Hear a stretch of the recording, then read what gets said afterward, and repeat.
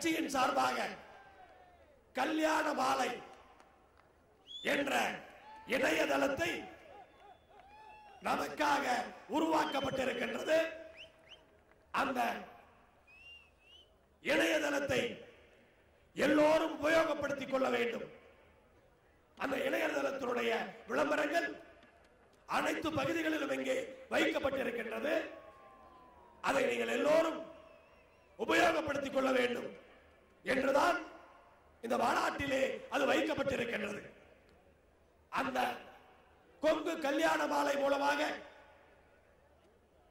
வருகின்ற நிதி இந்த கொங்கு மண்ணினுடைய இளைஞர்களுக்காக, பாதிக்கப்பட்ட குடும்பங்களுக்காக உபயோகப்படுத்தப்படும் என்பதையும் இந்த நேரத்திலே சொல்லிக்கொள்ள ஆசைப்படுகிறேன்.